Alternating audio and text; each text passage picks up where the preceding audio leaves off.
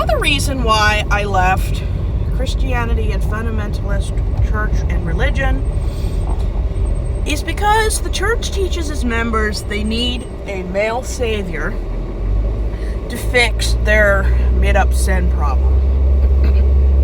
So I've made videos of addictions that don't exist that Christians make up. Corn, purity culture, sin, gendered rules.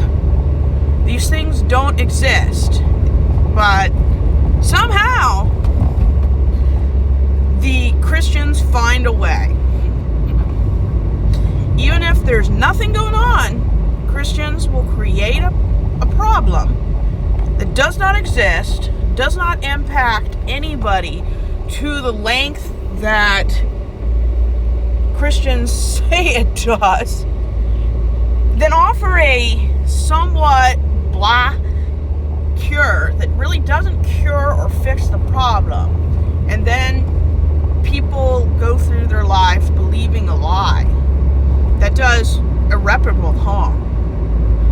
I grew up in fundamentalism and the Baptist Church, where original sin was something that everyone just believed in. The idea that one person's sin, or the original Adam and Eve sin, impacted everyone is just weird. I learned that regardless of what other people say, we are only responsible for our actions, our responses, and our behavior. One person's mistake should not legally or ethically be something I have to deal with. Original sin goes so far beyond autonomy. Original sin basically means that regardless of how decent a person you are, you have no goodness in you. That you are an awful human being that deserves to burn in hell for all eternity just because you believe in one God and not the other. And the God you believe in just happens to be the God that tells white people that they can colonialize, commit genocide, and do a lot of things that seem to be very white privileged. I always call it the convenient religion. But the idea that somebody has a sin problem is just stupid.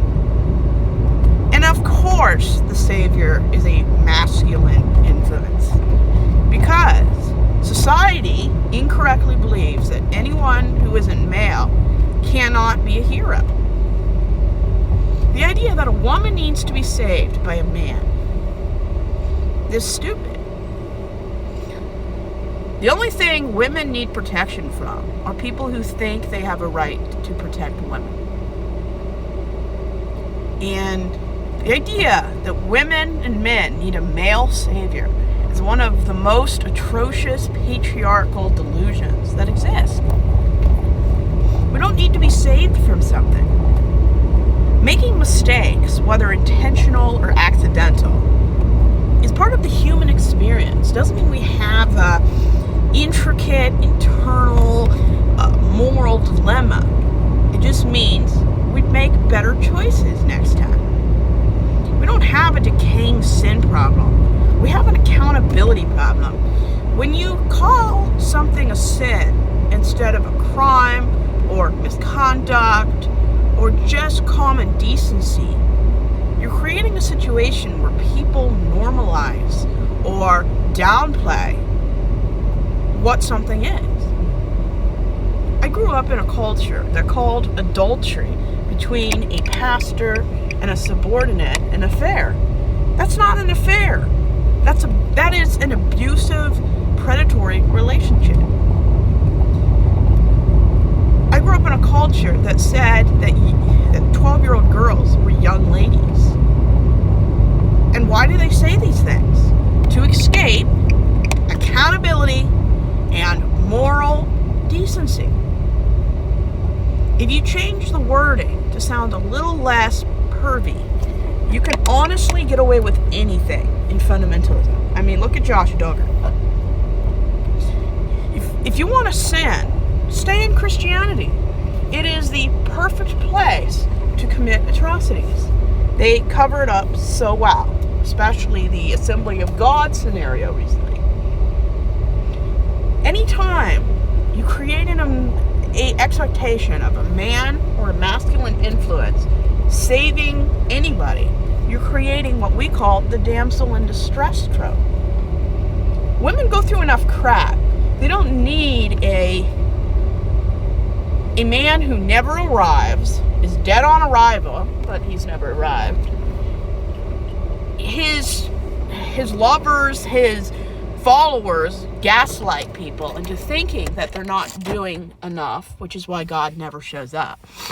Why they're alone, and if any adult male pulled the crap that the male God pulls, even to a 10th, we would call it an abusive dynamic, an abusive relationship, a toxic environment.